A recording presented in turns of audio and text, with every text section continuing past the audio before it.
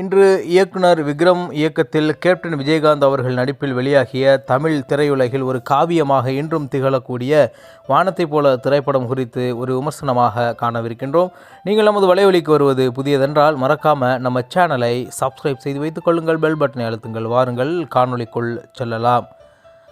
அன்பின் சிகரம் வானத்தைப் போல ஒரு காலத்தால் அழிக்க முடியாத காவியம்.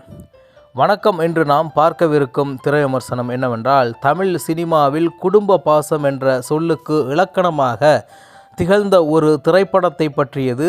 கடந்த 2000வது வருடம் பொங்கல் அன்று வெளியான வானத்தைப் போல திரைப்படம் என்பது கிட்டத்தட்ட அதனுடைய 25 ஆண்டு கால சாதனையை சாதித்திருக்கின்றது. மேலும் இந்த திரைப்படம் 4 சகோதரர்களுக்கு இடையேயான பிணைப்பை மையமாக கொண்டது. மூத்த அண்ணன் வெள்ளைச்சாமி அவர்தான் விஜயகாந்த்.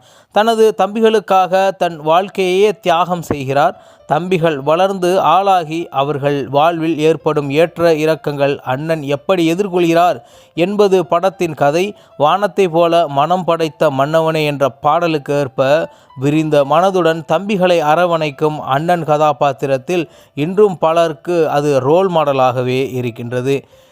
இப்படத்தில் வெள்ளைச்சாமி மற்றும் முத்து என 2 வேடங்களில் நடித்திருப்பார் நம்ம கேப்டன் அவர்கள். அமைதியான பாசமுள்ள பெரிய அண்ணனாகவும் துடிதுடிப்பான தம்பியாகவும் அவர் காட்டிய நடிப்பு அபாரமாக இருக்கும். வானத்தை போல திரைப்படத்தில் பிரபுதேவா, லிவிங்ஸ்டன் மற்றும் ரமேஷ் கண்ணா ஆகியோர் தம்பிகளாகவும், மீனா, கௌசல்யா மற்றும் அஞ்சு அரவிந்த் ஆகியோர் நாயகிகளாகவும் சிறப்பாக நடித்திருப்பார்கள் என்பது குறிப்பிடத்தக்கது. இயக்குனர் விக்ரமனின் பாணியே எதிர்மறை கதாபாத்திரங்கள் இல்லாத ஒரு நேர்மறையான உலக படைப்புதான். அந்த பாணி படத்தில் உச்சத்தை தொட்டது. எஸ். ஏ. ராஜகுமார் இசையில் அமைந்த எங்கள் வீட்டில் எல்லா நாளும் கார்த்திகை, காதல் வெண்ணிலா போன்ற பாடல்கள் இன்றும் திருமண வீடுகளில் வானொலியில் ஒலித்து கொண்டுதான் இருக்கின்றது. மெகா ஹிட் திரைப்படம். இப்படம் திரையரங்குகளில் 250 நாட்களுக்கு மேலாக ஓடி சாதனை படைத்தது. இந்த சாதனையை இதுவரை எந்த திரைப்படமும் முறியடிக்க முடியவில்லை என்பது கூடுதல் தகவல்.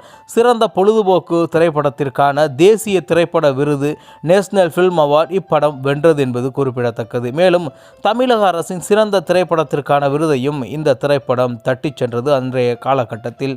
இப்படத்தின் வெற்றியை தொடர்ந்து தெலுங்கில் மா அண்ணையா என்றும் கன்னடத்தில் எஜமானா என்ற மறுபதிப்பு செய்யப்பட்டன. மேலும் இன்றைய காலகட்டத்தில் கூட்டு குடும்ப முறைகள் மறைந்து வரும் சூழ்நிலையில் வானத்தை போல திரைப்படங்கள் காட்டும் அந்த பாசமும் ஒற்றுமையும் ஒரு இயக்கத்தை தருகிறது. வன்முறை இல்லாத கண்ணியமான வசனங்கள் மற்றும் மனதை வருடும் இசையே இப்படத்தின் பலமாக அனைவராலும் பார்க்கப்படுகின்றது. கேப்டன் விஜயகாந்த் திரைப்பயணத்தில் ஒரு மிக முக்கிய திருப்பு முனையாகவும் குடும்ப திரைப்படங்களில் ராஜாகவும் வானத்தை போல இன்றும் நிலைநிறுத்தி இருக்கப்படுகின்றது. மீண்டும் ஒரு முறை இந்த படத்தை உங்கள் குடும்பத்துடன் பார்த்து மகிழுங்கள். இதனுடைய மிக முக்கிய செய்தி உங்களுக்கு புரியும். மேலும் இதில் எங்கள் வீட்டில் எல்லா நாளும் கார்த்திகை போன்ற திரைப்பாடல்கள் எல்லாம் மிகப்பெரிய ஒரு விருந்தாக இருந்தது இசை ரசிப்பவர்களுக்கு என்று கூறினால் அது மிகையாகாது. இப்படம் 2000 வாக்கில் வந்த என்பதாலும், மேலும் விஜயகாந்த் அவர்கள் 1952 ஆகஸ்ட் மாதம் பிறந்தவர் என்பதாலும் இவருக்கு இந்த திரைப்படம் நடிக்கும் பொழுது 47 வயதானது என்பது கூடுதல் தகவல். மேலும் இது விஜயகாந்த் அவர்களுக்கு 133வது திரைப்படமாக இருந்தது. மேலும் இந்த திரைப்படம் வானத்தை போல கன்னடத்தில் இது வானத்தை போல திரைப்படத்தின் அதிகாரப்பூர்வ மறுபதிப்பாக விஷ்ணுவர்தன் அவர்கள் நடித்திருக்கின்றார்.